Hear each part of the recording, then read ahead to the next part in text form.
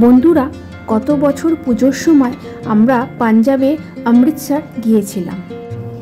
অমৃতসরে বিখ্যাত স্বর্ণ মন্দির, যার আসল নাম হরমন্দির সাহেব, দর্শনে কিছু মুহূর্ত আপনাদের জন্য সাজিয়ে দিলাম।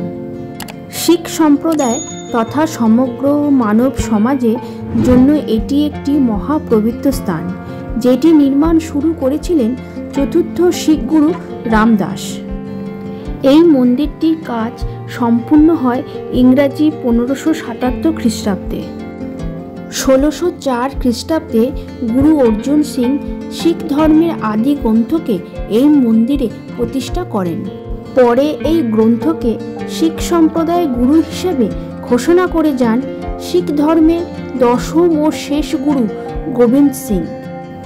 অমৃতসর স্বর্ণ মন্দির মূলত হল শিখ গুরুদ্বারা, যা দিনের বেলা সৌন্দর্য থেকে রাতের বেলা সৌন্দর্য কয়েক গুণ বেশি।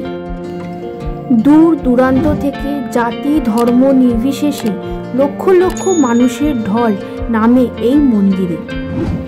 সরোবরের মাঝে সোনার এই মন্দির ধর্মীয় ও পবিত্র বাতাবরণে ও সন্ধ্যায় আলোর ছটায় সত্যি মনকে মুগ্ধ ও আহ্লাদিত করে তোলে। অমৃতসরে এই স্বর্ণ মন্দির হল শিখ ধর্মের প্রধান গুরুদ্বারা। প্রতিদিন হাজার হাজার মানুষ এই মন্দিরে গুরু গ্রন্থ সাহেবে দর্শন করতে আসেন। এই স্বর্ণ মন্দিরে সবসময় মাইকের মাধ্যমে গুরু গ্রন্থ সাহেবের শ্লোক পাঠ করে শোনানো হয়, যার সুমধুর ধ্বনি পুরো মন্দির চত্বরকে মুখরিত করে রাখে। আমরাও মন্দির দর্শন করে ভোগ প্রসাদ গ্রহণ করেছিলাম ও কাটিয়েছিলাম কিছু মুহূর্ত, যার কয়েকটা টুকরো স্মৃতি যোগ করে দিলাম আপনাদের জন্য। ভালো লাগলে পাশে থাকবেন।